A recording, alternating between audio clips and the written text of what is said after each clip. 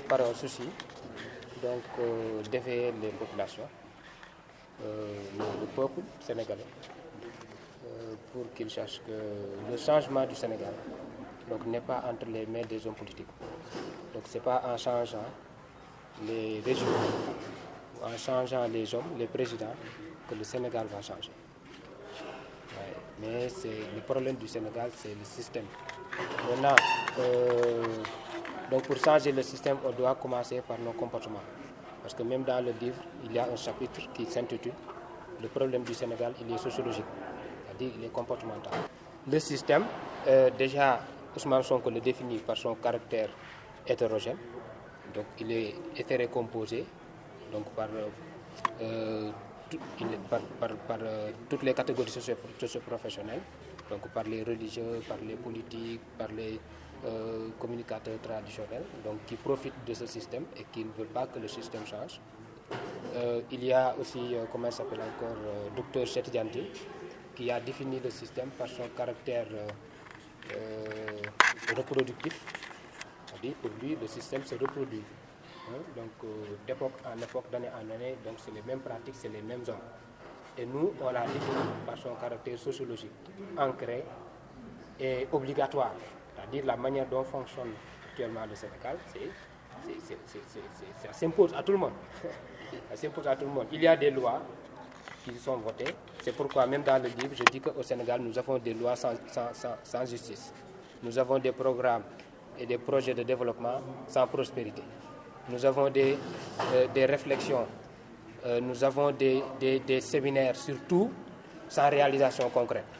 Et c'est ça qui fait que nous vivons un paradoxe au Sénégal. Donc nous sommes un pays riche de son sous-sol, mais nous sommes pauvres. Moi, je n'ai aucun problème avec aucun homme politique. Donc moi, je ne suis pas un politique. Donc je suis un intellectuel qui réfléchit, qui n'a pas de tabou. Moi, je réfléchis sur toutes les personnes, je réfléchis sur tout le monde. Donc Ousmane Sonko n'est pas exemple de mes réflexions. Ouais. Donc c'est un homme politique, on doit l'analyser, comme tout le monde. Donc moi, dans le livre, j'ai parlé sur Macky Sall, j'ai parlé sur Idrissa Seck, donc j'ai consacré un article sur Macky Sall. Donc, et je me suis posé une question sur lui. Est-ce que Macky Sall, c'est un homme simple ou c'est un simple homme? Donc, est-ce que c'est une personne modeste ou une personne donc, qui fait des actions quotidiennes? Ouais. Donc je me suis interrogé aussi sur la personne de Sonko. Parce que pour moi, c'est compréhensible le comportement des Sénégalais vis-à-vis de Sonko. Parce qu'on a commencé à retrouver l'espoir. Donc souvent quand le peuple commence à retrouver l'espoir, souvent on a tendance donc, à ne pas nous tromper. Le peuple ne veut pas se tromper sur Sonko. C'est pourquoi même si Sonko tue, au vu au sous de tout le monde, les gens vont trouver des justifications pour dire que non, il faut qu'il soit président. Donc, mais nous, intellectuels, donc on analyse tout le monde. On analyse tout le monde parce que Ousmane Sonko, il a eu à m'inviter lors de la cérémonie de dédicace de son livre Solution. Donc j'ai été présent, j'ai lu son livre et je lui avais dit ce que je pensais de son livre. Donc c'est un ouvrage, c'est un bon ouvrage, donc qui est c'est un ouvrage en tout cas qui permet de comprendre beaucoup de choses sur le système, mais Sonko, il a des limites. Et ces limites-là, on doit l'analyser. Parce qu'un homme politique, ce n'est pas un marabout, ce n'est pas un prophète. C'est un serviteur, comme je l'ai dit tout à l'heure. Il faut que les Sénégalais le sachent. Ouais. Donc, il faut qu'on sache qu'on est dans une démocratie. Le souverain, le roi, c'est le peuple. Le changement, c'est au niveau du peuple, mais c'est pas... Parce que, quel que soit celui qui sera mis à la tête du pays, si le peuple ne reste pas debout pour surveiller les actions des dirigeants, les choses ne pourront pas changer. Donc le changement, c'est d'abord au niveau des populations, dans leur façon dans leur façon de se comporter, dans leur façon de voter. Dans leur façon de voter, il faut que les populations aussi changent leur façon de voter. Donc, il faut que le sentimentalisme cesse. Il faut que ça cesse. Ouais, il faut qu'on vote sur des critères.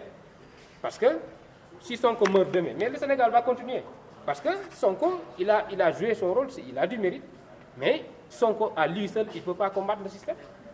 ne peut pas combattre le système. Parce que le problème de PASTEF, c'est qu'ils veulent tout reposer sur la personne de Sonko. Alors qu'ils ont un projet. Ils combattent un système. C'est ce que j'avais reproché à Sonko. Toi, tu combats un système, mais tu t'attaques beaucoup à une personne.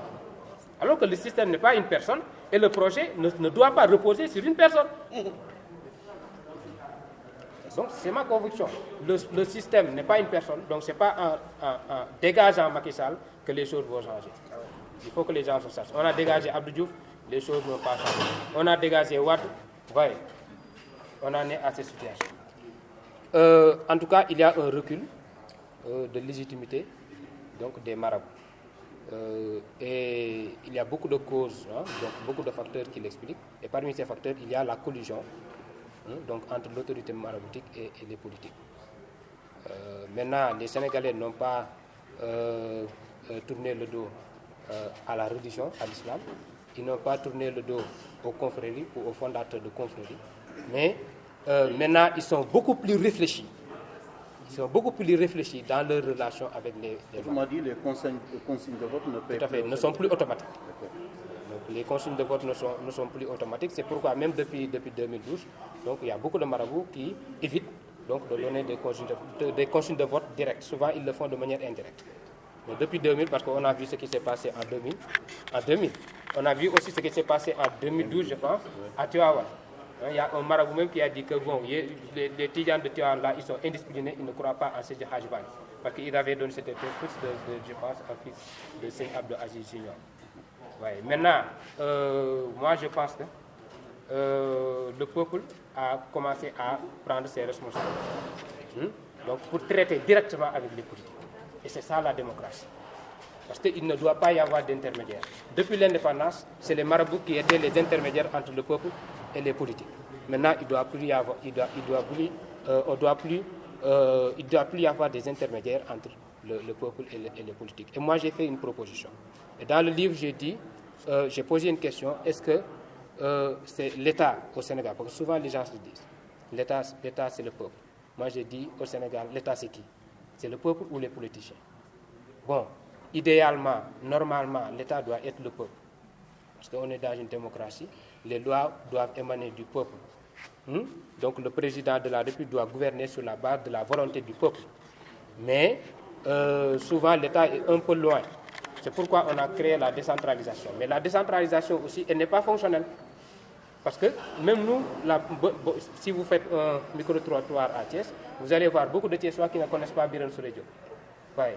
Donc la décentralisation ne fonctionne pas. Et moi, j'ai proposé quelque chose. Parce que la démocratie, ça prend au niveau local. Je dis, on doit élire les chefs de quartier comme on élit. C'est-à-dire le quartier doit être une collectivité locale, reconnue. Donc de telle sorte qu'on élit le chef de quartier comme on élit le maire, comme on élit le président. Et le chef de quartier aussi doit disposer du budget donc pour gérer les questions primaires du quartier. Ma mission, mes ambitions personnelles. Ça, c'est des ambitions personnelles. Okay. Maintenant, j'ai des ambitions aussi pour ma femme. Ah, okay. J'ai des ambitions pour mes parents, okay. Pour la société. Et tant qu'il me restera un souffle de vie, donc je vais continuer à être à leur service. Mais moi, personnellement, j'ai atteint c'est mon objectif de vie.